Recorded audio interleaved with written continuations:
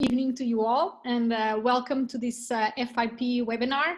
And today we will be talking about who's immune to fake news, addressing patient motivation and vaccine hesitancy. It is my great pleasure to be chairing this webinar today, and we have a lot of participants registered, and we also hope that you are able to participate also via our social networks, namely Facebook. So welcome, and we will have a full program, but we also will have the opportunity for you to place some questions to our panelists, and hopefully we will have a nice discussion about this topic today. So this webinar is part of the FIP digital series, which we and several webinars which we are conducting over the past few months, and that we will be conducting until our FIP annual conference, which this year will be a digital event itself, due to the circumstances we are all facing around the world. Today we will be talking about a very important topic, and I will introduce the topic later on. But first, let me introduce myself to you. I'm Emma Paulino. I'm a community pharmacist from Portugal, and I am also professional secretary and thus part of the FIP Executive Committee and Bureau. It is my great pleasure today to be chairing this webinar, as I am very interested in this topic, very closely related to public health and the role of the pharmacist also in addressing issues that are important regarding people's health and disease prevention. First and foremost, FIP would like to thank Sanofi Pasteur for funding this online event through an unrestricted educational grant. So it is due to this sponsorship that we are able to make this event freely available to you all. So thank you very much, Sanofi. And also some housekeeping announcements. For your information, this webinar is being recorded and live streamed via Facebook, as I've mentioned before. The recording will afterwards be available on our website, www.fip.org. You may ask questions using the questions box. As I said, and you will see in the program outline, we will have a Q&A session at the end of the event. But please feel free to place your questions immediately after you have them. If you have anything you would like to ask any of our panelists, or if you would like to contribute to the discussion. You are also welcome to provide feedback to our email, webinars@fip.org. We would like also to invite you to become a member, an individual member of FIP, and you can do so via our website, and you can get more information about the organization, and also what it means to be an individual member, and how you can get connected and involved in the FIP's mission and vision of advancing pharmacy, pharmaceutical sciences, and pharmacy education worldwide, and ultimately, obviously, people's health. For today's webinar, this is the program. So there is a short introduction about the topic, which will be really very short, because what we will want to hear is from our distinguished speakers. We will start by discussing why adult immunization matters. And I will be introducing Jane Barrett immediately after the introduction, who will be speaking about this topic. Then we will have building confidence in vaccines in the age of fake news. Katarina Suttner will be talking about this topic. Then we will move on with the third presentation. Each presentation will have 15 minutes. And the third presentation will be on public awareness and motivation towards vaccination.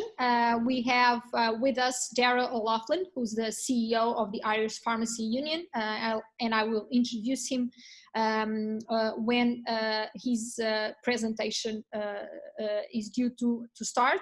And then, like I already mentioned, we will have the opportunity to have a panel discussion and questions from the audience for about 30 minutes. And then we will wrap up and have a few take-home messages for the last 5 minutes of the webinar, which is scheduled to end in 1.5 minutes from hours from now. Now for a small introduction, I believe that we all understand how important information is at this point in time. And we have seen that the sources of information have multiplied over the past few years with the digitalization increasing all over the world, and people being able to access information on the internet apart from information that they were already getting from their team of healthcare professionals, or even from family members or other people, and this democratization of information has led to many benefits, of course, because information is freely and readily available, but it also presents a number of challenges because the reliability of the information is very difficult to check, and we have been witnessing an increase in what we call the fake news and myths that are spread over the internet, and these are very, very difficult then to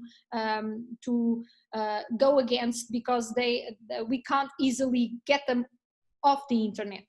And we've seen a lot of these fake news and misinformation being spread all over the internet, and that information very often looks like very reliable information, and that's one of the risks and challenges we face, is how can we ensure that the information we are accessing is really reliable and up to date and based on scientific or technical accurate and through studies and observations. So we have an example here. Doctor blows a whistle on flu shot. It's designed to spread cancer. And it's, like I said, it's very, very difficult to identify which information and what types of channels are really reliable. In the next slide, there is another perspective, which is actually on websites, and we've seen people actually telling people how they can legally decline a vaccine, even when vaccines are in some cases mandatory. So we have a lot of people who are not only spreading false information, but also actually trying to influence people and giving them false information about what to do in order to not to follow rules, or even in addressing their healthcare professionals with information that is not based on scientific facts. And in the next slide, we see, for instance, this. It was actually a billboard, and it says "Save a life, don't vaccinate." And this looks like a very reliable source, the National Vaccine Information Center, and it urges people to go on a website and look at information which talks about the importance of not vaccinating.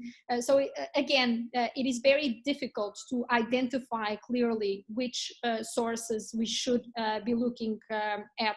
And then we have an increased difficulty as frontline healthcare professionals in making sure that we are able to then provide information that is reliable, and that we are able to engage with people in a way that they understand the information and are able to discern which information is really reliable for them.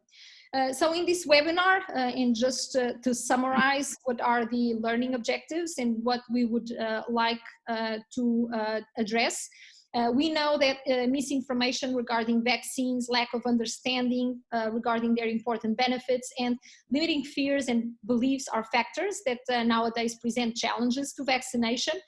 Like I said, and I mentioned and gave a few examples, the amount of misinformation about vaccines circulating on the internet in recent years has generated a worrying level of hesitancy or outright opposition to the use of vaccines by growing anti-vaccination groups in many countries, and this has an influence in individuals' behaviors.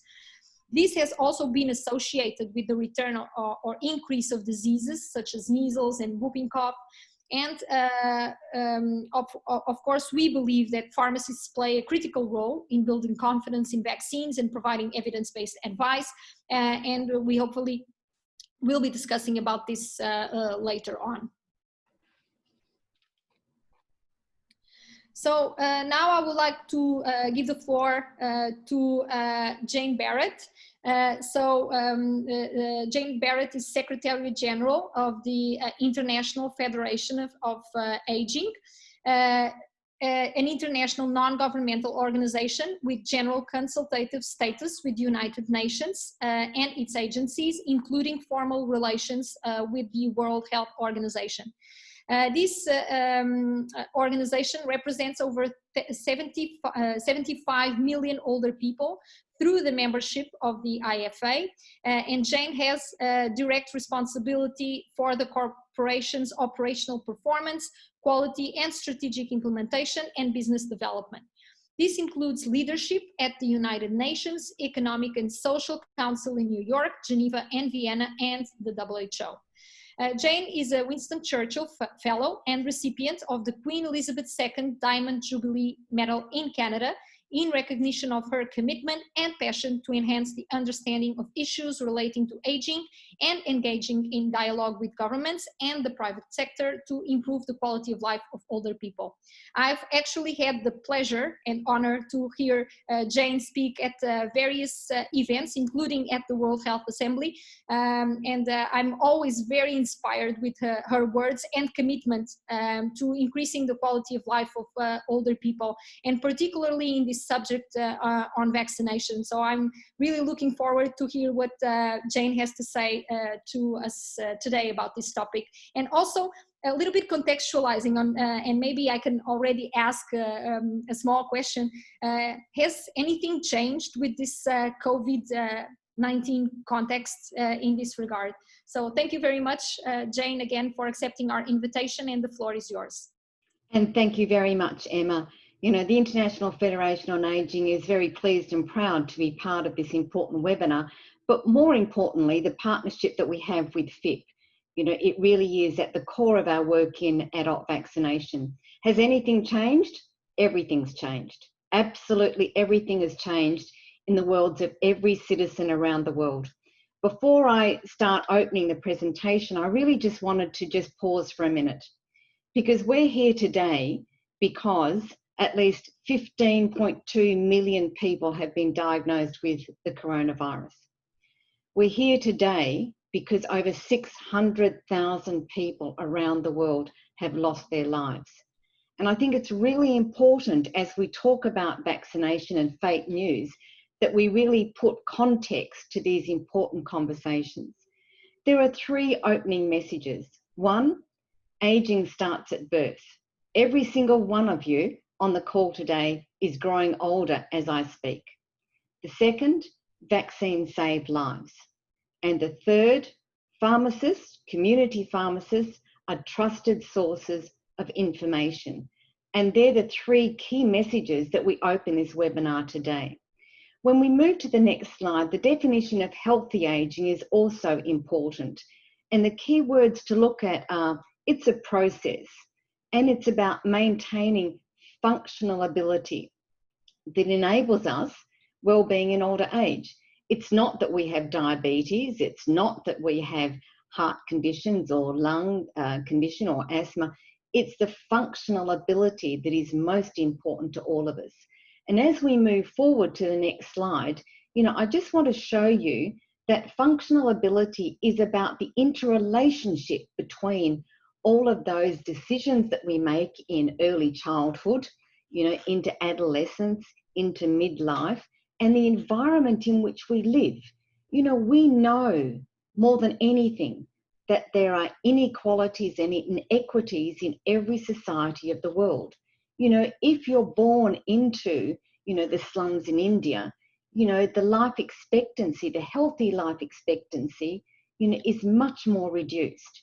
The Indigenous people of Australia, they have a much lower healthy life expectancy.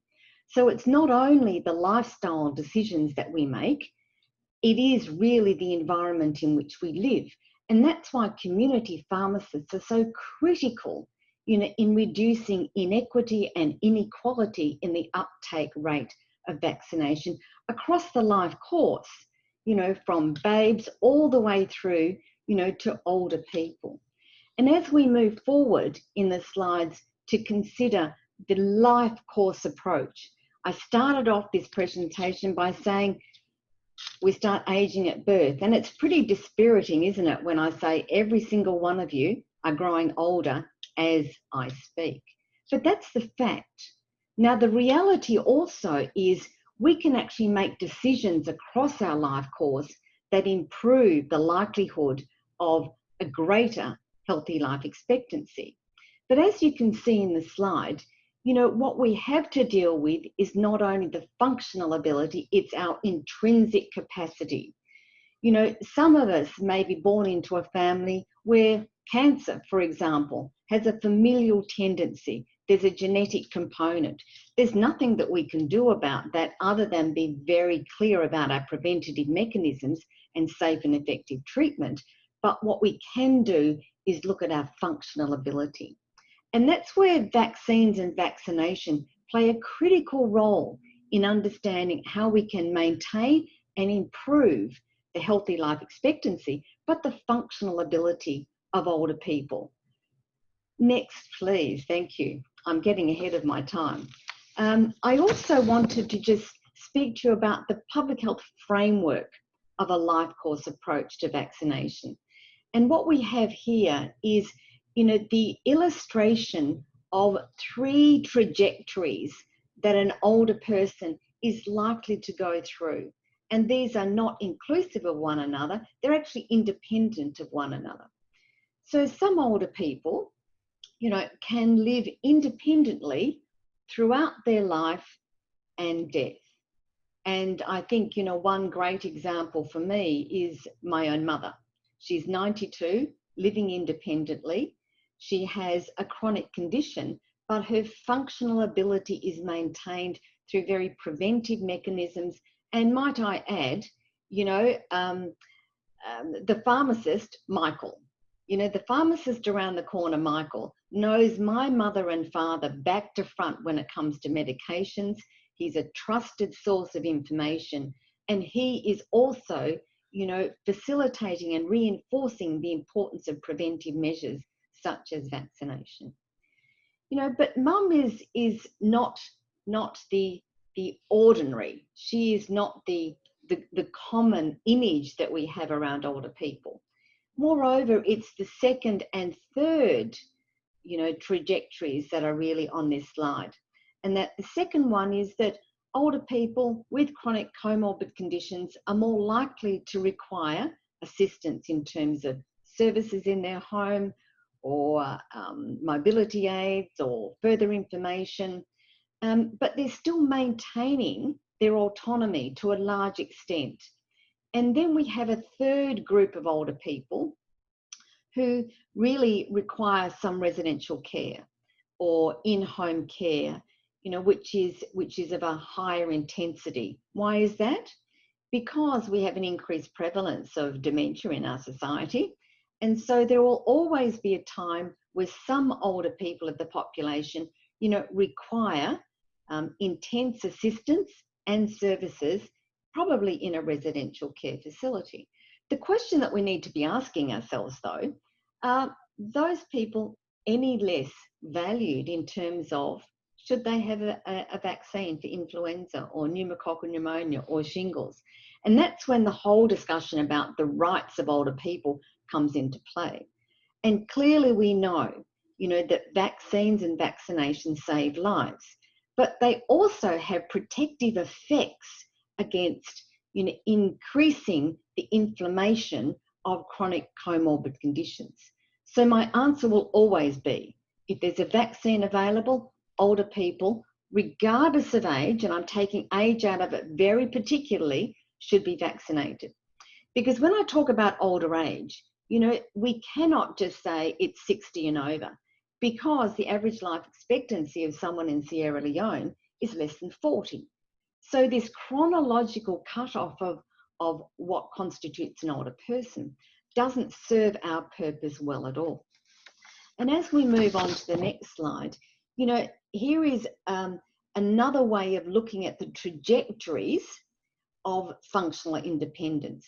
So for example, we all want to be A, and that's my mum Billy. That person that gradually their function may be reduced until one day they pass away. But there's another group, the group B, and let's pretend that group B is someone that wasn't vaccinated against influenza and they were hospitalized and they survived that hospitalization and they returned home. But the functional reduction because of that inflammation impacts so significantly that person will never return to their pre-hospitalization, their pre-influenza function. And that's a critical importance. And that says once again, the value of vaccination is not only in saving lives, it has protective effects and it helps to maintain and improve the functional ability of an older person. The third trajectory, trajectory C, is not what we want to be, and that is the person that actually could have influenza, pneumococcal, and they deteriorate to such a fast extent, that they pass away. So the next slide really gives another image, and this is the work by, goodness me, the names just flashed away, so I'll come back to it. But what this really is based on evidence. Rodriguez from University of Kentucky.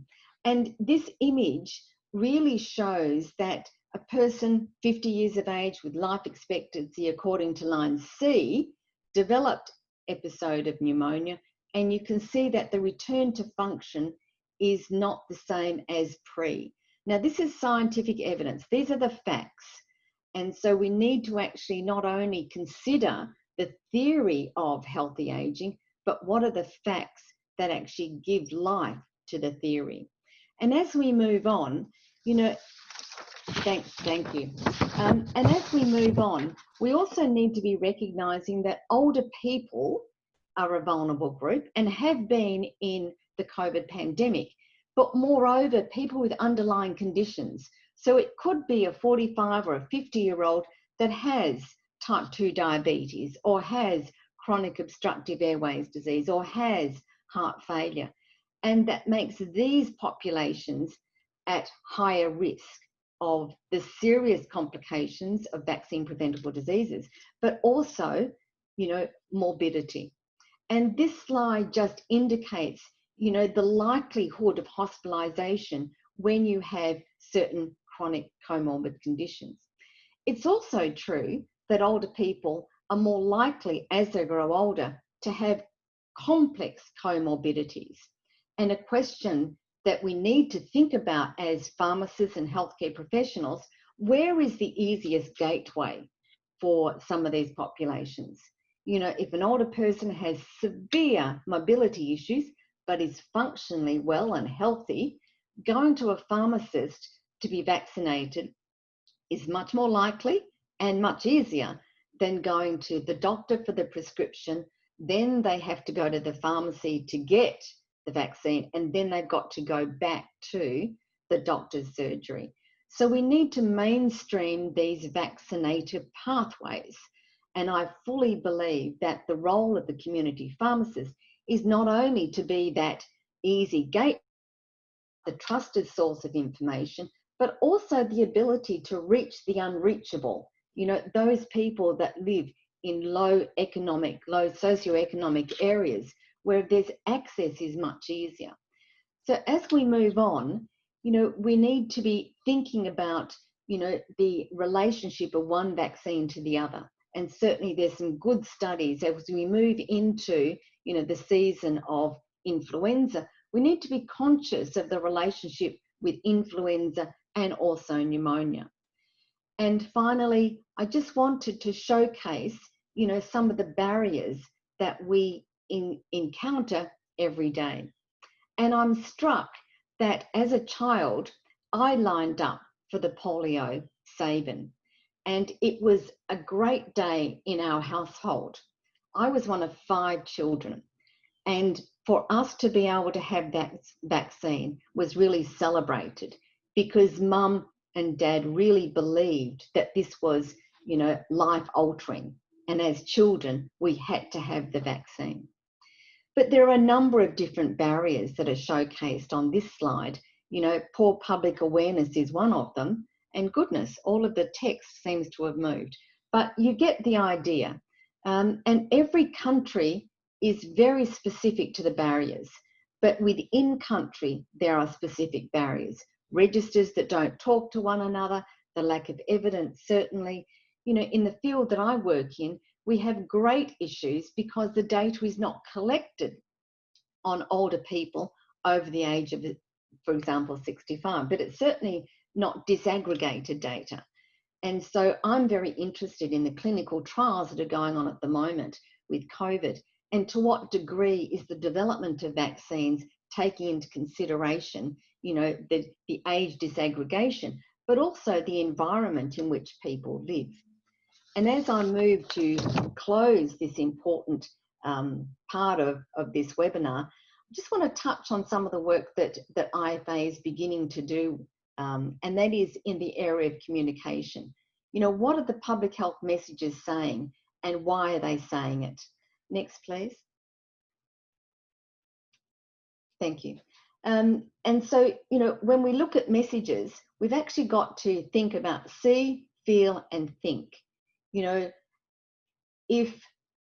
and I'll talk about Nike. So, you know, if I've got a pair of Nike shoes and I truly believe that that's going to actually help me run better, then likelihood that everyone else is going to get a pair of Nike shoes. Now, while that may be an exaggerated response, I think that there is some kind of viral movement that we need to consider. And, you know, the behaviours, you know, whether it is aligned with my values, and also what behaviours are advantageous. Next, please. Thank you. And finally, this is a draft piece of work, and I want to acknowledge Sanofi Pasteur, who is providing support through an unrestricted grant. This is yet to be published, but it really speaks to some of the universality of public health messaging that is not targeted to populations most in need of the vaccination. And as I wrap up, thank you.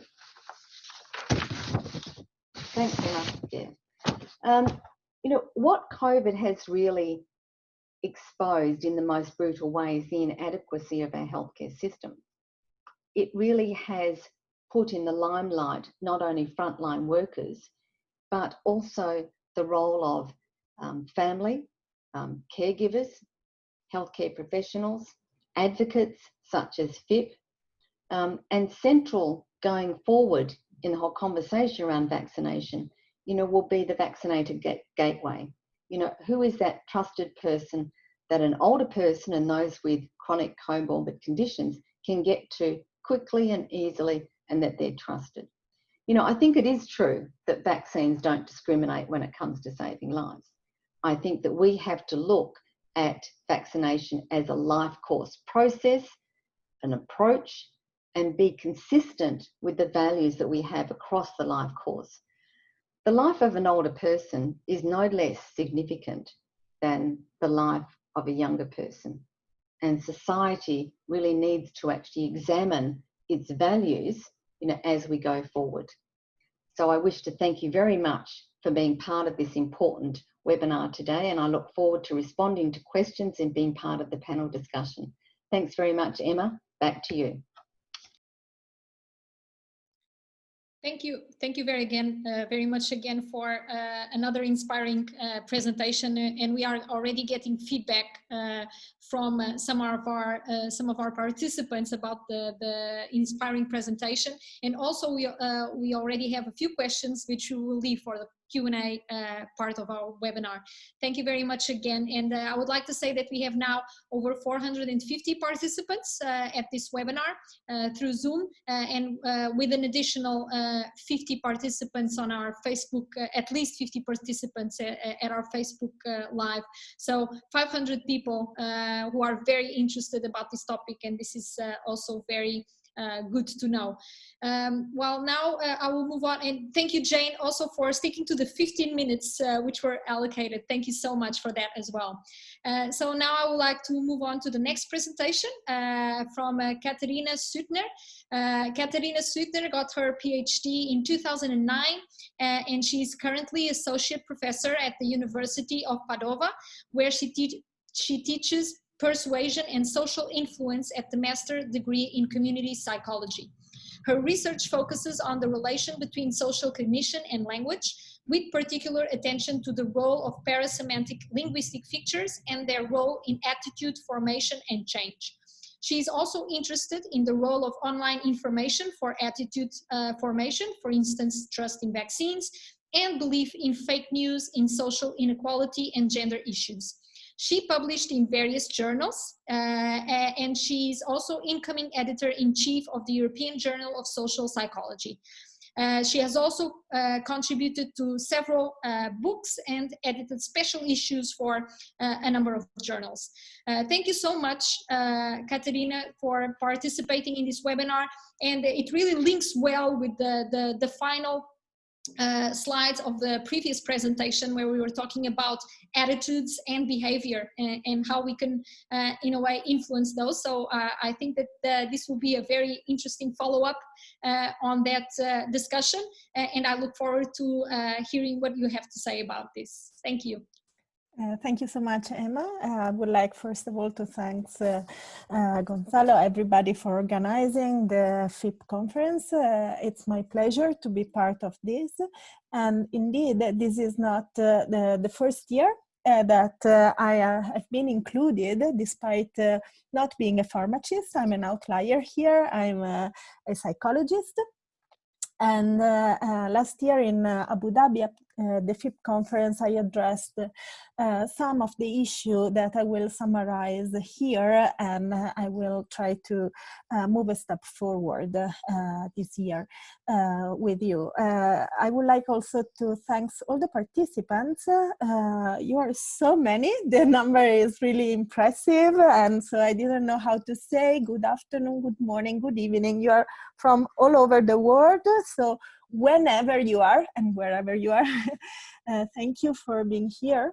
So let's start with my presentation. When we think about attitudes toward vaccination, which is, at least in Western societies, but not only actually, a very critical issue, we have to address some of what Emma was already suggesting. That is the difficulty that people face when they have to distinguish between science and fake news. We are so lucky to have available easy and accessible information through the internet. Google is a wonderful tool that I use as well. I think everybody is using. But of course, there is a flip side on the tool, as indeed it is also risky, because Dr. Google is not really a doctor, is not even a pharmacist. So we rely on Google, but the risk is that we shape our attitudes about vaccination using those information that are available for us, but that is not scientifically validated. And last year in Abu Dhabi, I presented this model that is now published in the Journal of Experimental Psychology, that is about how through gather information online, we somehow have a skewed process that continuously feed our uncertainty and distrust toward vaccination. So the idea is that when people are distrusting vaccination, this distrust will somehow bias how they look for information, and as well the content they are exposed to are in turn making their distrust even stronger. This is, for example, an important recap from a study by Clark in 2008 that showed that the majority of the news, even in the press, was suggesting that there might be a link between autism and vaccination. And we all know here that this is completely fake. Wakefield is not part of the scientific community, has been the article retracted and so forth. So we all know this is no science and fake. But as you can see in the graph, the majority of the articles were presenting the information, putting forward both the perspective, the idea that there was a link and the idea that there wasn't. So this is causing what we define as the false balance. So it's the tendency by journalists usually to provide two perspectives on a topic, which is for aims of neutrality. So the goal is good faith, is to provide a comprehensive perspective on a topic. But the problem is that when we make a parallelism between science and opinions, what we do is to create this false balance, because we give credit to perspectives that are not validated and scientifically proved, and we compare and we give the same credibility. And indeed, the consequences of this practice are important, as they reduce the perceived agreement between experts and also the trust that we have in the scientific community. When we see these falsely balanced messages, we don't know anymore what to think, and it is very scary, very dangerous. And we did show our participants different type of messages regarding vaccination. And as you can see in the graph, the falsely balanced messages were those that really make people think that scientific community is divided. And not only this, it also creates a sense of conspiracy, the idea that maybe there is a conspiracy behind all this vaccination issue, which is not a scientific issue, but it is a media issue. And in turn, it decreases trust in vaccines. And indeed, what we also found analyzing the coverage of vaccinated in Italy and the trends in searches in Google, what we can see that over the year between 2004 and 2016, the two trends were parallel and completely independent. But recently, we have this cross that is suggesting that there was a big drop in the number of vaccinations, and at the same time we observe that people were really active in Google in looking for information regarding vaccination. And indeed, the problem is that when people is uncertain about an issue, they look for information, and they look information, of course, to solve their uncertainty. The issue is that if they do not trust vaccination and if they think that vaccination is dangerous, this will come up in the way they look for information. So in the keywords that they select in Google that they input in the mask. And of course, if we then analyze, as we did, all these keywords, what we see indeed is that they basically match the original attitude. So as you can see, we correlated the trust in vaccines before the search with the type of words that people used to look for information in Google. And what we see is that people that trusted vaccination use more positive than negative words in their keywords. Then we offer the possibility to choose outputs. So to open pieces of information in which it was only available the initial, the hint, as we have in Google usually. And what we saw is that the people that were not trusting, whose confidence in vaccination was very low, they prefer to look for, to open and to inspect these websites that provided anti-vaccines information rather than pro-vaccine information. So again, what we see here is that there is a bubble, a filter bubble, that is just confirming original opinions and fear. And indeed, not only this, but also the comments are important, because for this, in this study, we had only female participants. We selected only those that were not vaccinated to the anti-papillomavirus vaccination. And what we showed them was a piece of information that was supporting this type of vaccination. So the information was positive and pro-vaccination, but we manipulated the comments provided by the users below the article. And what we see is that negative comments reduced attitudes toward vaccination of our female respondents. And not only this, but also the intention to vaccinate. And they were not vaccinated, so this is very, very important. To conclude, we can see that in this online information gathering model, we see that it is really difficult to exit this trap of uncertainty and distrust.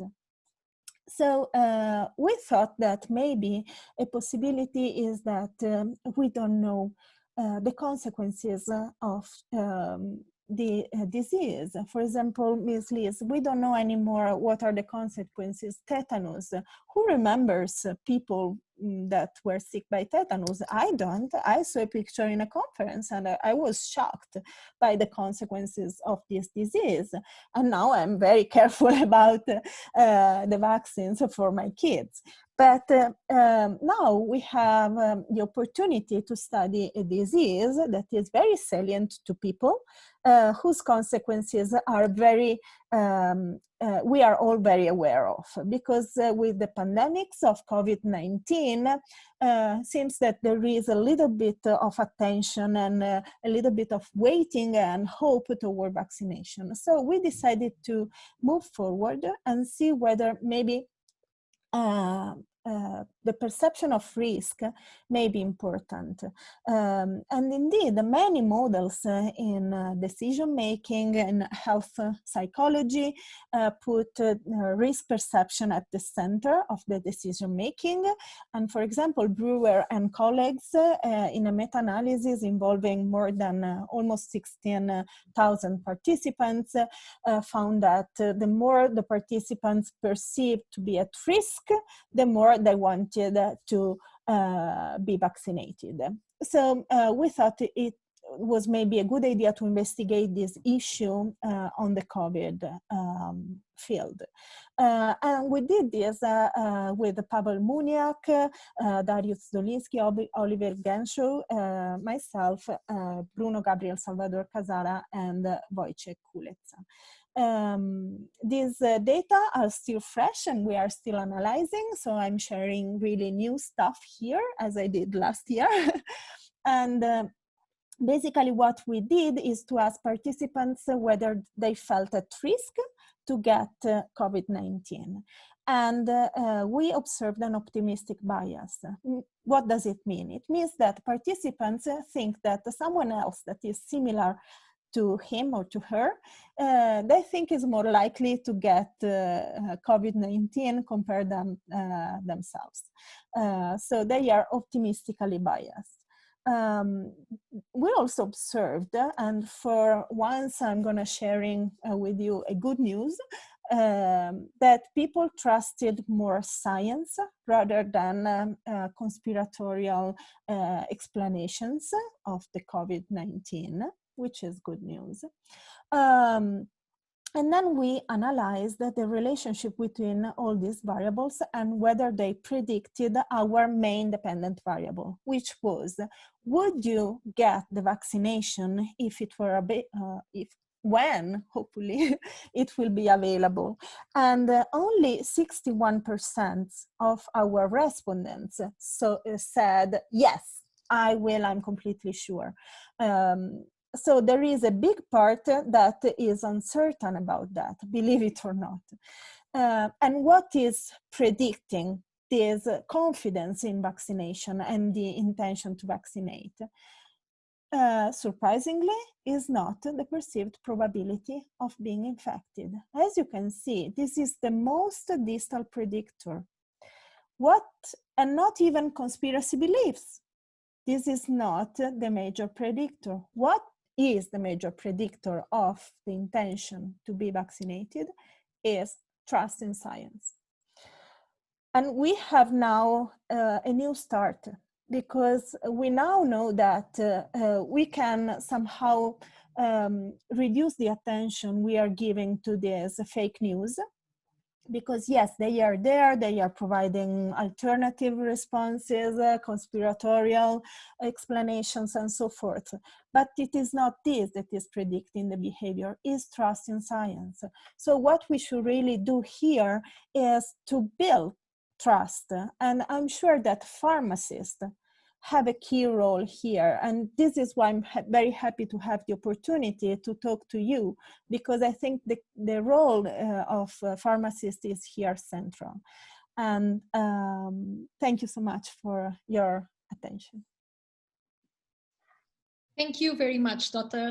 Katarina, for participating in this webinar and for this very interesting presentation. And I think that the last message you just conveyed about what is the predictor can model like really the behaviors and will inform what are the better strategies to get people to understand and behave in a way that is also protective of their own health. So I think that this is fantastic research. Thank you so much, not only for presenting it, but also conducting it, because I truly believe that this is very important to then design the interventions that are most successful in achieving our objectives. So thank you very much for your presentation. And we are already getting also a lot of good feedback about your presentation. We will now move to the third presentation. We will keep the questions for the Q&A part of the webinar. And it is my absolute pleasure now to introduce to you a fellow colleague, pharmacist colleague, Dr. Dara Oloflin. He's Secretary General of the Irish Pharmacy Union, which is the professional representative and leadership organization for community pharmacists in Ireland. He's also former president of the IPU, so of the Irish Pharmacy Union, as well as a former president of the pharmaceutical group of the European Union, the Pan-European Community Pharmacy Organization. So as I've mentioned before, Dara Oloflin is a pharmacist. He received his bachelor's and master's degrees from Trinity College Dublin. And he has gained additional qualifications from the Institute of Commercial Management and Henley Business School in the UK. Since qualifying as a pharmacist in 1994, Dara has worked in both hospital and community pharmacy and has operated his own pharmacy in the west of Ireland for 20 years, irrespective of the fact that he looks really, really young, so you might not believe this.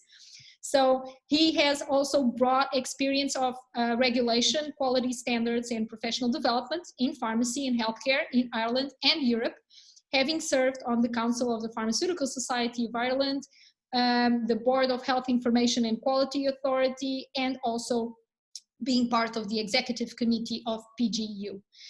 So Dara advocates consistently for a greater recognition of the contribution that community pharmacists make to patient health, and for a properly resourced expansion of the role of pharmacists in delivering safe, accessible, and cost-effective healthcare for the benefit of patients, the public, and health systems. And you can verify that if you go online and go to all the social media platforms. You can follow Dara and you will see that this is absolutely true. So it is my pleasure now to give the floor to Dara for this last presentation. Emma, thank you very much for that lovely introduction, and a huge thank you to my two fellow presenters for the superb presentations that they've just given and the extraordinary information. And thank you, obviously, to the 450 people who are watching me on Zoom. I can't see you, but you can see me. So what we can see now, if we take as a starting point around vaccination, why vaccination is important, is what the impact of insufficient vaccination and the impact of fake news. I would like to talk a little bit about where we are now and what pharmacists can do as a profession and as a sector to improve the situation, taking the knowledge that we have gotten from Katharina, taking the background that we've gotten from Jane. So on the first slide here, we have a very stark figure. 60,000 EU citizens over 65 will die from influenza or complications of influenza in one winter. That's a figure from the WHO's European region. Excuse me, may I just interrupt, because I think that the PowerPoint presentation is not moving. Okay, fantastic. Thank you. Thanks, Emma. I'm sorry, Dara. Go ahead. So the WHO's European region estimates that up to 60,000 people over the age of 65 will die from influenza or its complications in one winter. And as we can see on the next slide, the European Centre for Disease Prevention and Control has a significant concern that not enough people in the at-risk groups are being vaccinated against influenza. The vaccination coverage rate is very low in some member states, it's better in others, but at the moment there's no European member state reaching the 75% vaccination threshold that's needed to ensure the herd immunity that will stop flu from spreading uncontrolled in our populations and keep our at-risk patients safe. So it's clear that vaccination is a public health imperative. And on the next slide, we'll see some of the reasons why it's so important. I mean, the WHO survey has established that fewer than 1 in 3 older people in Europe is currently being vaccinated against flu. For patients with chronic illness who are clearly an at-risk group and would benefit from flu vaccination, coverage is below 40%. The scary thing is that among healthcare workers, and I include pharmacists as healthcare workers, coverage is also as low as 40%, and I have to confess that in Ireland, our healthcare worker status is no better than that. I think we're at 42%. And among pregnant women, where flu is a particular risk, vaccine uptake is below 10%, probably because women who are pregnant are extremely cautious, exceptionally cautious about any medicine or medical intervention they have for fear of its impact on the baby. And they're not necessarily thinking about the impact of the illness on the baby if they were to contract flu. Another vaccine that's of huge importance and has a very high profile at the moment is the HPV vaccine. We know that 1 in 100 women in Europe will develop cervical cancer at some point in their life. We know the HPV, human papillomavirus vaccine, is almost 100% effective in preventing the persistent HPV infections that can cause cancer. And we also know that despite its effectiveness, that the uptake of that vaccine is nowhere near what it should be, because the uptake has been undermined hugely by the false information. And we won't go into detail on that because it's already been very well covered in the preceding presentations. But as we move to the next slide, we'll see what the opportunities are for pharmacists to do something about this. So pharmacists as health professionals have more interaction with the public and with patients than pretty much any other health profession. We have an opportunity to identify patients who would benefit from vaccination. We have an opportunity to start that conversation. We know what the at-risk criteria are, for example, for flu vaccination.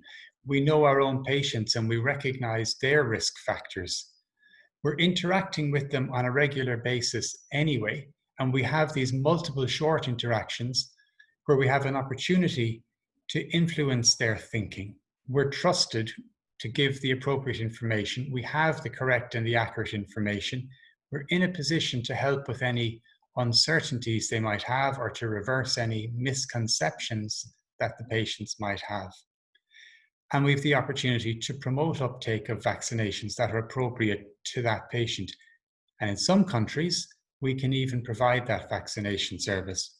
I know in Ireland, pharmacists can provide and administer the flu vaccine without any prescription from a doctor to any patient who is appropriate to have that vaccine, which means we're making it easy for them.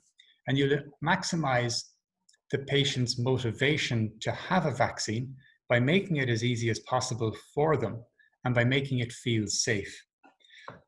Now, we are in the middle of the COVID-19 era, and that does bring its own challenges. And on the next slide, we'll see what pharmacists can do perhaps to make it a little bit easier and a little safer for patients to get that vaccination that they need. So this is in particular in those countries where pharmacists can provide and administer vaccines. We need to minimize the patient's time in the pharmacy, running it as an appointment-based service, so there's no waiting in the pharmacy in the hope that the pharmacist will be free. What we're doing in Ireland is putting in place a web-based or an internet-based booking system for patients that only offers appointments at times that suit the pharmacist or the pharmacy, and then generates the schedule for the pharmacist. Now, on the next slide, we'll see that there is more to this booking engine than a simple screen, because in order to minimize the patient contact time with the pharmacist, to try and get it down to the administration only, we need to provide all the statutory and the regulatory information in advance. And we can do that through a web interface. We can allow patients to make their appointment, to answer some of the basic screening questions, to establish that there is no contraindication, to establish that they are giving their consent to receive that vaccine, and even to make sure that they get a text message reminder on their phone to tell them that their vaccination appointment is coming up. That means that when it comes time for that patient to get the vaccine, they just need to come to the pharmacy, identify themselves, come into the private consultation room, and the pharmacist with the appropriate mask or PPE can go in, just verify the patient's identity, answer any questions they might have, and administer the vaccine very efficiently.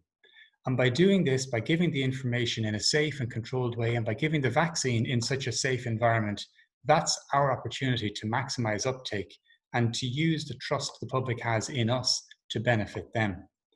Now, on the next slide, you'll see some of the problems that we're up against. The falsehoods, the fake news, the misinformation campaigns that are so prevalent and that the previous presenters have talked about.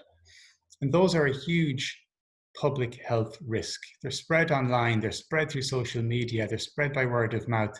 Pharmacists are generally not in that conversation, so we don't know what our patients have heard.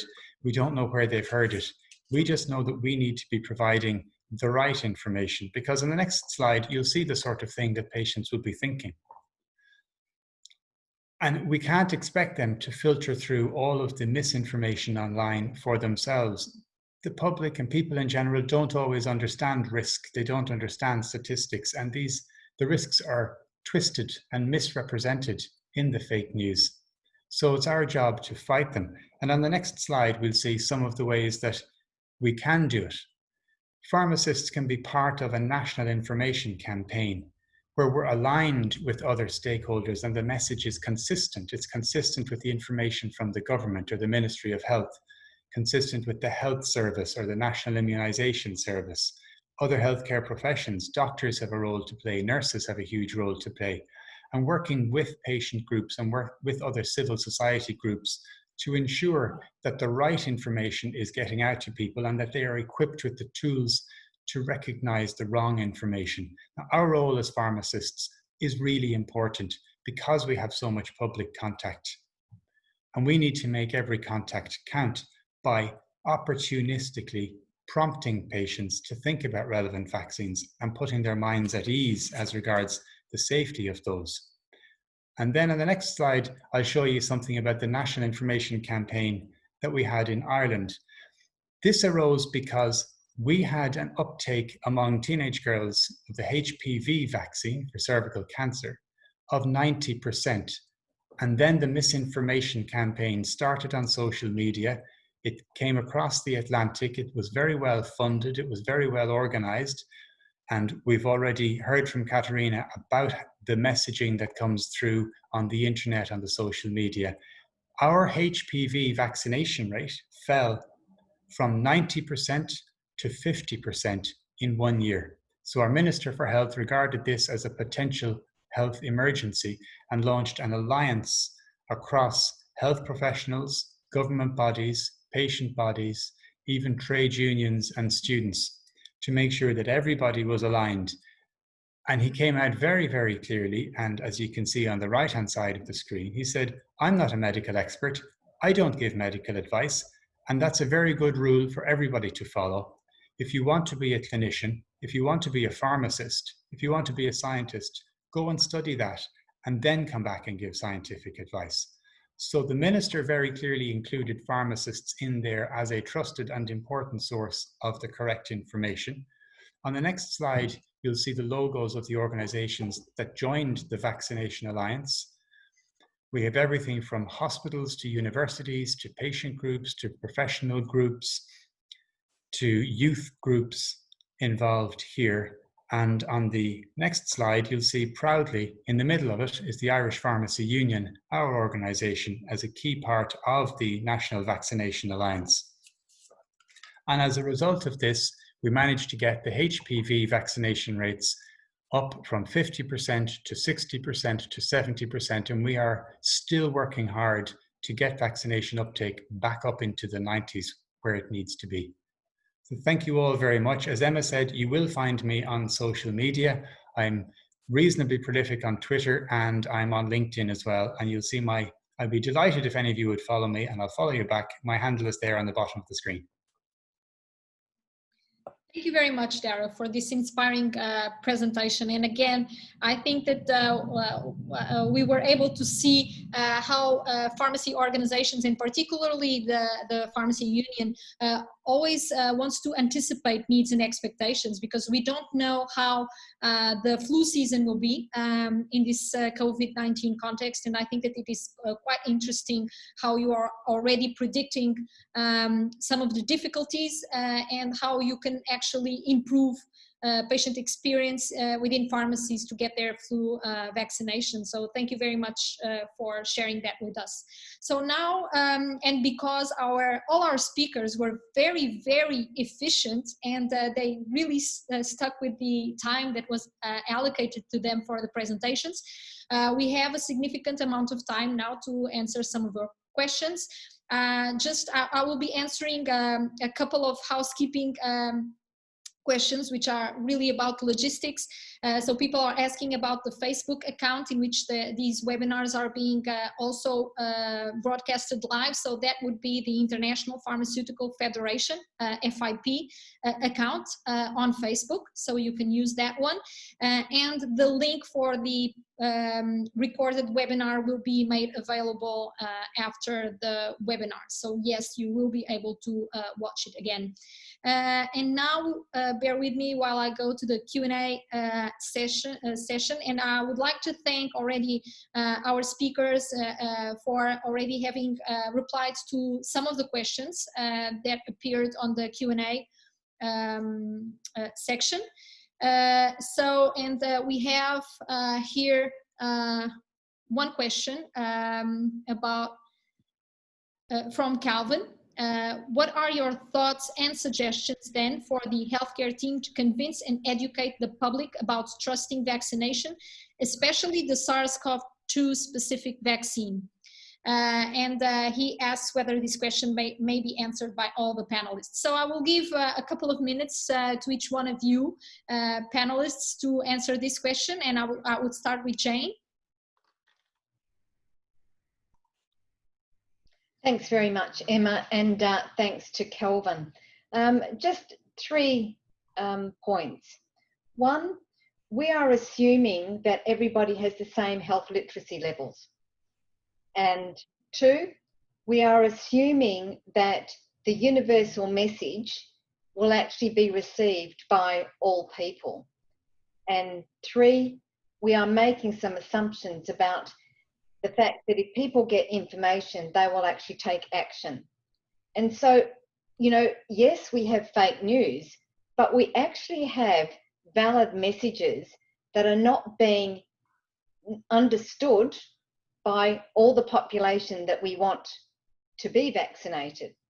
So I think pharmacists can play a fundamental role in ensuring that the messages that are framed by FIP and at country level actually can speak to particular parts of the population. You know, so for example, in Toronto, I think there's 350 languages spoken just in the Greater Toronto area. And so there are winnable actions that we can develop on the ground. So that would be my immediate response. We've really got to understand that not everybody is the same. Thank you, Jane. Katerina? Oh, I don't think I have the answer. First of all, it's a very difficult question. And if I had, I would have provided to the world already. But I think we have to study a little bit more. And I think we have to be honest with people. Sometimes scientists are confounded with science. It's not the same. And we should work to keep distinguished this. So I am a scientist and I don't know many things which maybe are known by a colleague or someone else.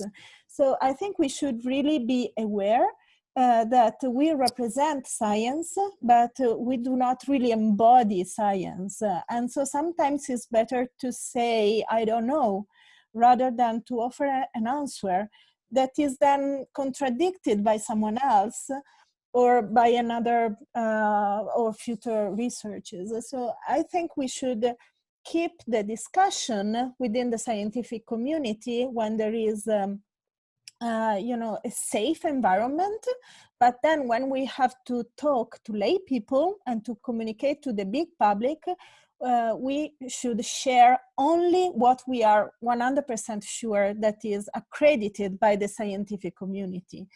And I think this is important because we don't, the risk is that scientists are seen here like hero, and they are, you know, feeding their ego to please journalists that are interviewing them and so forth. So I think we should dismiss this perspective and rather be honest and say what science can really address so far. And even if the answer is more complicated than what we would like it to be, it doesn't matter. People have different ability to understand, but the majority of people is not as stupid as we think. And I think that we can gain trust when we admit what we don't know, more than when we try to say what we don't really know. Thank you. And I think that Jane would like to react on that. Look, you know, I think we actually have to be really careful because, you know, just in the COVID environment, there was first of all the discussion about, you know, whether we wear masks or not. And, you know, we were given one set of information on the basis of what we knew. Yes. On the basis of what we knew. And I think we've always got to put it in the context. And so scientists, just like me or you, we're all human. But evidence-based messaging is developed on what we know right now. And I think we've got to communicate that in a clear and calm manner. And, you know, we have to be able to go, certainly, yes, we don't have all the answers, but we live in a high-risk world at the moment. And, you know, I think we've got to be open to, we don't know all the answers, but this is what we know right now, and this is what we need to protect ourselves. And vaccines is, particularly for those that are tried and tested, you know, are those that we've actually got to encourage people of all ages to take up. Yes, exactly. And what we should convey in a way is that due to the novelty of this context and the disease itself, that our recommendations for today may not be the same as next week, but that doesn't mean that we were wrong. It was just the recommendation that we could make with the information we had at the time. And I think that that's very important. Dara, would you like to add something to this question? There's really not much to add, Emma, but I agree strongly with Katerina that the three most powerful words are, I don't know.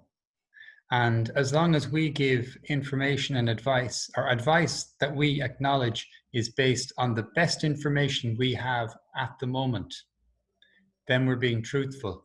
Unfortunately, sometimes the answer and the truth is nuanced. It's a little bit complicated, and people are looking for a simple message. And we saw that with the masks, and we saw it with the debate about whether COVID is transmitted through aerosols, or it's airborne, or it's on surfaces. And the truth is, we are still learning. And I think we need to be honest with patients and honest with the public.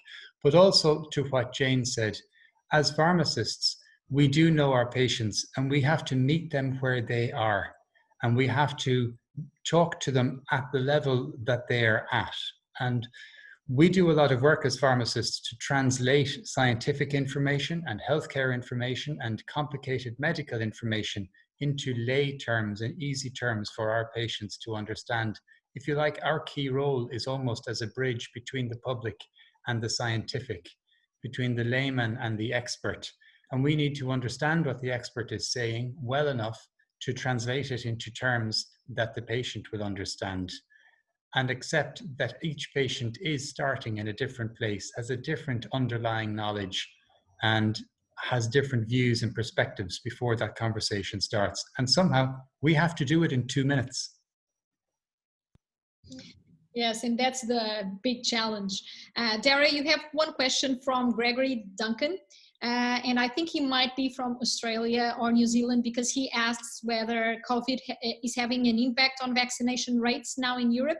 It seems to be down under, as it coincided with flu season 2. So we're not in flu season yet, but what is your impression on whether COVID is having an impact on other vaccination rates, and whether it will have an impact in terms of flu vaccination rates this year in the Northern Hemisphere? The best information I have is that, yes, it had a huge impact on the public demand for an uptake in the flu vaccine in Australia. My Australian colleagues tell me that they saw significant extra vaccination activity, especially in pharmacies, because pharmacy is the most accessible healthcare facility in most communities. It's not yet flu vaccination season in the Northern Hemisphere, Emma, as you said, but we're anticipating that there will be an increase in demand for flu vaccine, or an increase in uptake. Our government and our health service are also anticipating the same thing. So we're putting plans in place to learn from the experiences in the Southern Hemisphere, in Australia and New Zealand, where they did see a massive uptick.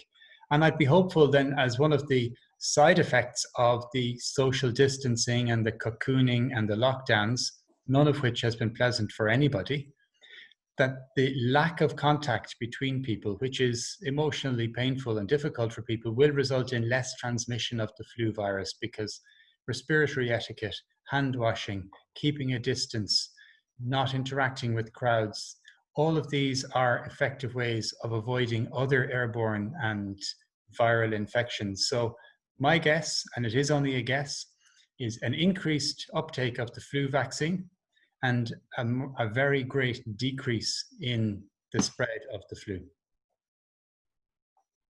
Thank you very much, Dara. I would now like to ask Dr. Katerina, and I will merge two questions into one, because it's really about what the main reason people still believe myths about vaccines, even though there is easier access to actual scientific information everywhere.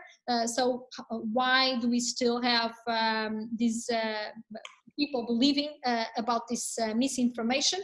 And how should we deal with vaccination skeptics within our professional community? Maybe you have some advice, practical advice for our pharmacists here. Okay, thank you so much for the question. It's very important. It's a big question. Beliefs in conspiracies are not new.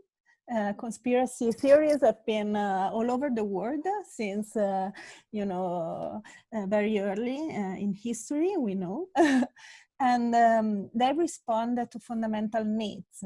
So there are many theories that try to explain why people embrace conspiracy theories. Some are more evolutionary and say that they allow survival, basically, because there are indeed conspiracy, real conspiracy in the world, and in their history there have been. So being, a little bit skeptical about reality and wondering whether people are creating a conspiracy may be less risky than not doing it, because you might protect yourself more. This is the evolutionary perspective. Then there is a more social cognitive perspective on it that is claiming that they respond to existential needs and also epistemic needs. And they offer basically the answer to something that we don't know. So in the case of the COVID-19, science is really telling us we don't know. This is the main answer that we got. And it's kind of not really satisfying our need for knowledge. We need to know our environment to navigate the environment. So it is really attractive to have an answer. And conspiracy theories, they provide very good answers. They also allow the answer for the uncertainty. So the idea that there is someone that is powerful is really reassuring, because we gain control on it. It will be easier to just fight against the small group of people that is creating an unsafe environment, rather than an unknown virus that we don't know where it really came from, and so forth. So this is the reasons that we think are behind attitudes toward conspiracy theories and endorsement of them. Thank you very much, Dr. Katerina. And now maybe I will go to Jane Barrett and ask a question which we have here on our Q&A. How can we convince our citizens that community pharmacists are also a trusted source of vaccination when it wasn't practiced nor fully recognized by a lot of countries? So it is now starting in a number of countries. And because you are not a pharmacist yourself, maybe you can tell us how we can advocate for this role, and what we can we tell society, and also help other healthcare professionals, because there is another question which I take advantage of to merge with this one, about the attitudes of other healthcare professionals, namely physicians, when pharmacists take up this role. So I would like to get your views on this. Look, thanks, Emma. Just a couple of points. You know, pharmacists that work in the community are a part of the livelihood of that neighbourhood. And so it's about building relationships. And I think Dara made a point about, you know, we've got 2 minutes to give this information. You know, once upon a time, there was more time to actually have that relationship with your community. And I think relationships go a long way in developing trust, you know, across the neighbourhood and the pharmacist. You know, I go back to something that I said earlier, and that is that we seem to think that the same message is going to be understood by all of the population, and it's not. And we also believe that everybody is equal in accessing vaccines and medications, and they are not. And so Dara's comment about, you know, we are almost the translator is absolutely critical. And so if the pharmacists can actually speak the language and take the time to develop those relationships, you know, they will sustain the livelihood of the community, as well as raise the trust level of the pharmacist. You know, when it comes to healthcare professionals, we've also got to remember that there may be some people on the call who are pharmacists but don't believe in vaccines, and actually don't, and are not vaccinated. We know that healthcare professionals generally have a very low level of vaccine uptake.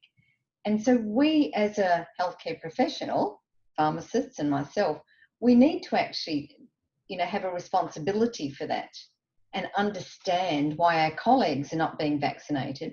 Because if they're not, what's the message that they are actually sharing with their community?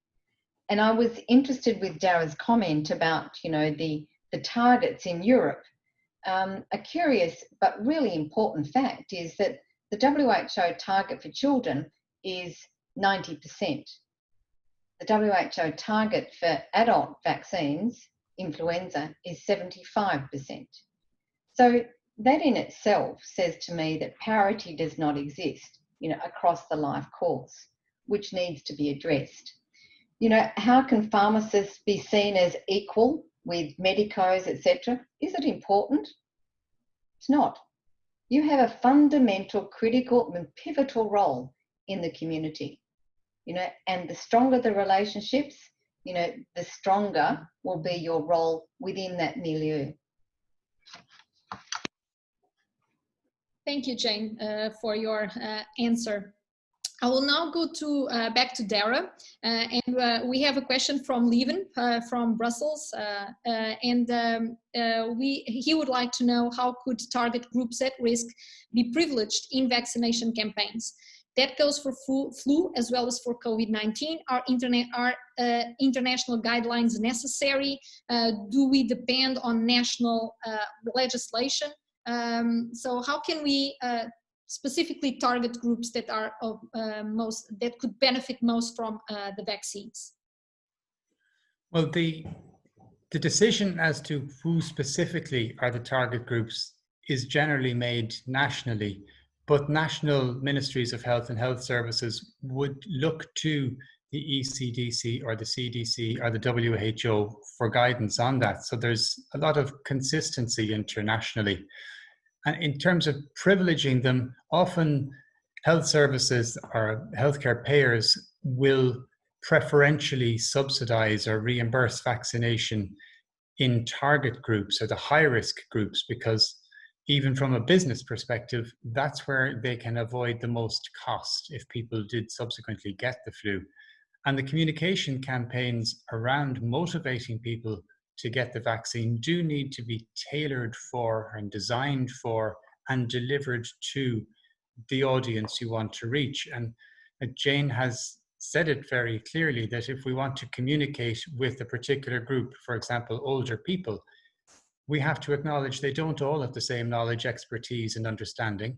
We need to identify them. We need to segment. It's marketing. You segment the market and you craft a message that speaks to the particular segment or that resonates with those people. So if I understand Lieven's question, I hope that has answered it. Thank you, Dara. I think that we will have to have one question for each one of the panelists, and then we will have to close our session.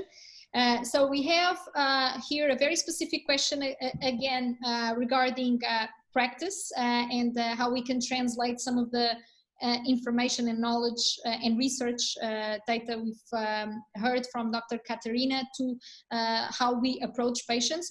And we have a very specific question from Zenia Ruth asking, if you are confronted by a patient who had a negative experience on getting vaccination, how will you reassure that taking up vaccines would rather be a benefit and not a loss?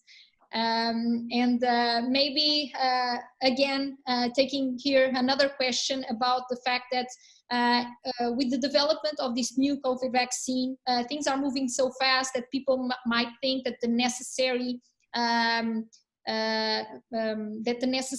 studies about safety were not sufficiently undertaken, and people may be even more hesitant to take the vaccine.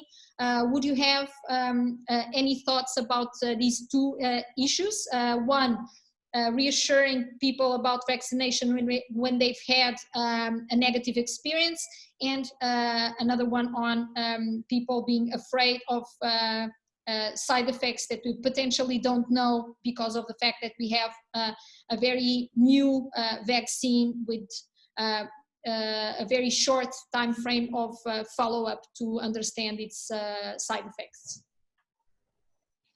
Thank you for the questions. Regarding the first one, I think that big numbers are very difficult to understand.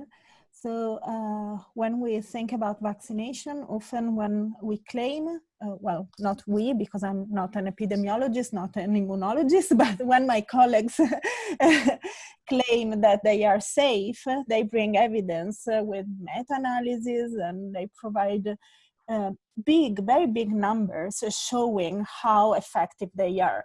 And to me, they are numbers that are impressive. But then there is a blogger that is telling a story of a little girl that happened to be sick after vaccination. And for a layperson, the story of the little girl is much easier to remember and much easier to understand compared to the big numbers. So maybe we should learn from the other side, and maybe we can start also telling little stories that are example, which is not the way science works, but it might be the way science is conveyed sometimes. So just an example of a person that was not vaccinated and got sick, and explain the example as they do on the other side. And so this might be, you know, a strategy, just a communication strategies that is not, of course, based on the example, that science, of course, is not, but maybe can be conveyed through examples. And this is a possibility. Another possibility is to use images more than numbers.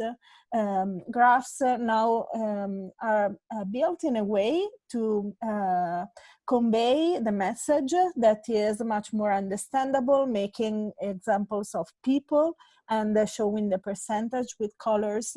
These are just little strategies that we can use to make the message graspable, even by a person that is not used to big numbers. And of course, I think that pharmacists, they have the possibility to do this because they interact with people on a daily basis. And I think it could be an important medium. And I think that Dara was really telling the right word, which was translation. We need really to translate the scientific way of speaking into an easier and simpler message that has to be conveyed. But it has to be easy to understand, but not simplistic. And this is important because the complexity is there and we should not give up this one. And regarding the second part of the message, which is the fear associated to something new, I think, again, we need to focus not on the fear of the vaccination, but on the fear of the disease.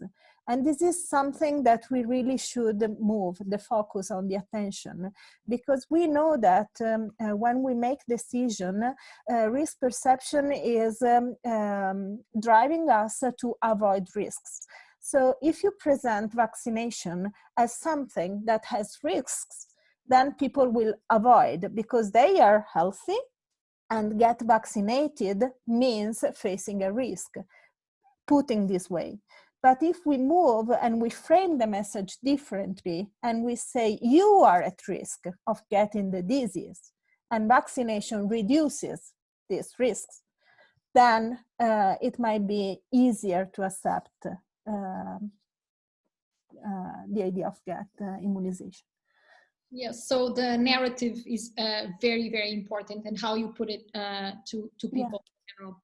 So I will now go back to Jane, and specifically one question we have here is about mistrust of people in WHO as an institution. So there has been a lot of discussion also because maybe because as you pointed out earlier, recommendations have been changing over time, and it's normal that it changes because of the evolving knowledge that we have about the disease and the virus transmission. But some people expected WHO to know everything from the start and to provide always the same recommendation. So there is, Mohammed talks about this mistrust about WHO itself.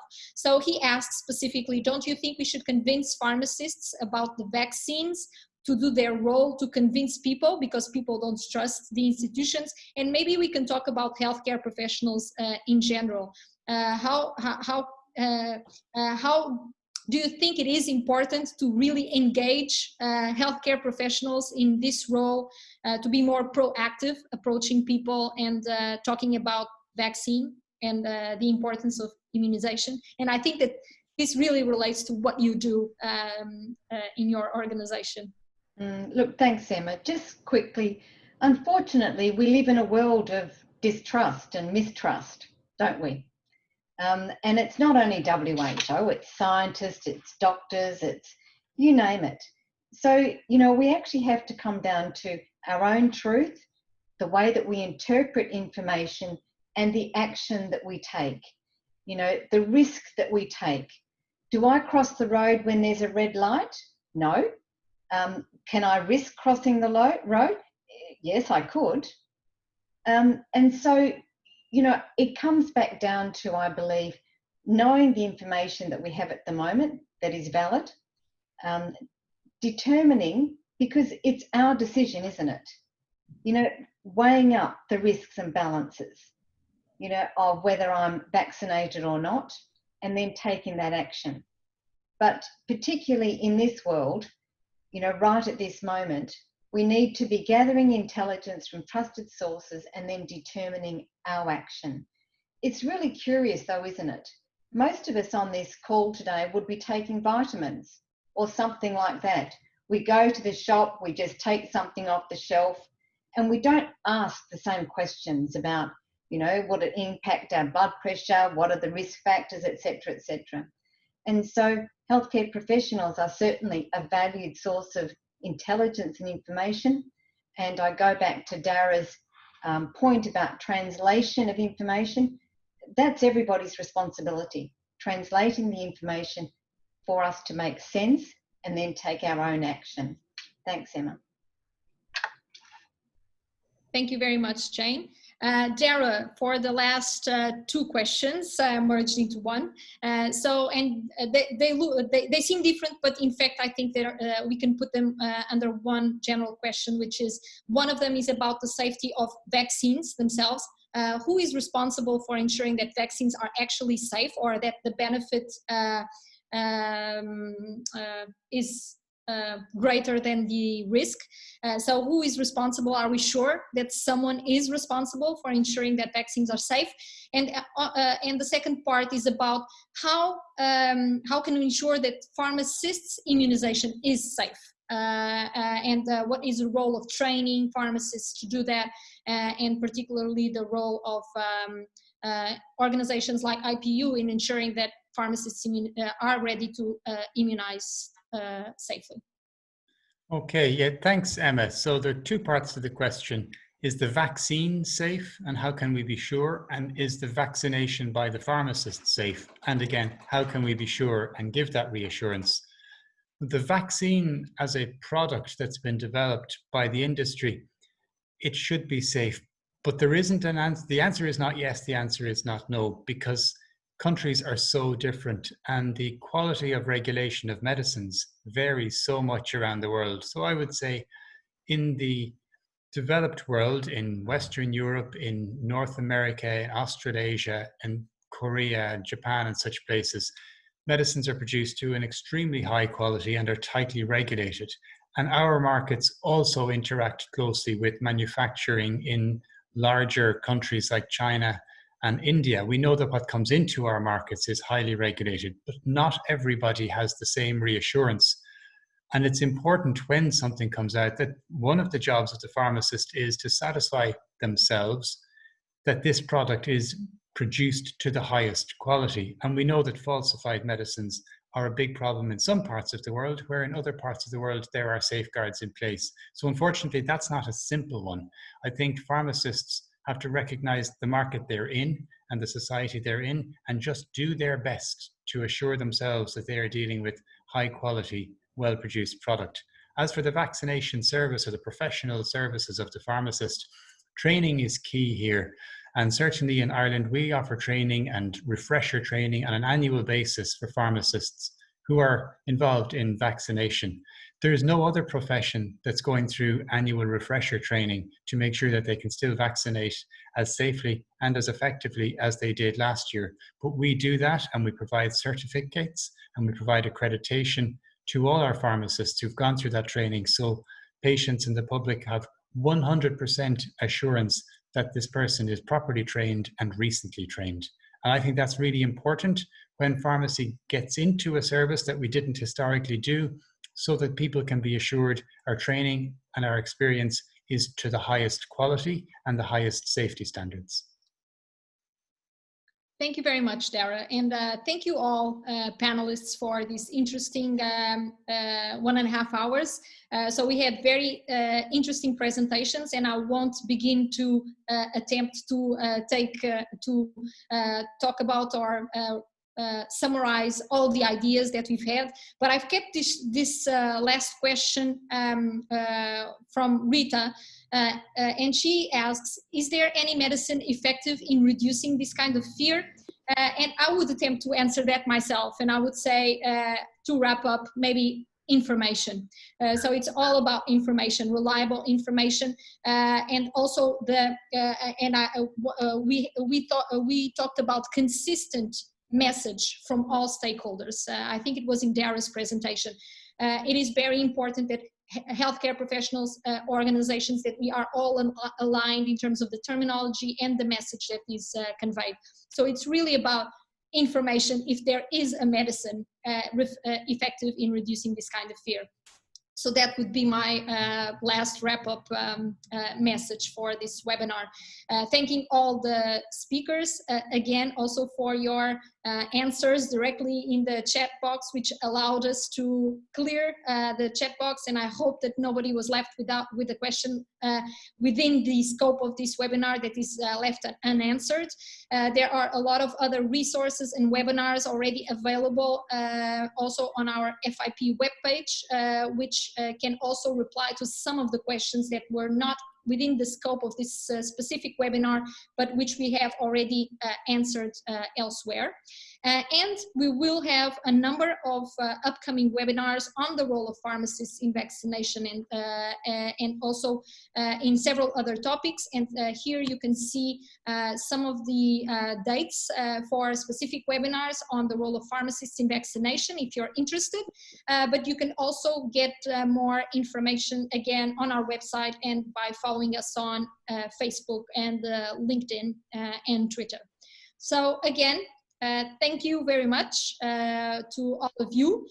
Over 500 people who attended this webinar. It's really impressive, and we expect that we will reach thousands of healthcare professionals and possibly also patients themselves over the next few days with our webinar link. So thank you very much again, and I wish you a pleasant day, evening, and I hope we will see you again on the 6th of August. Thank you very much. Thank you.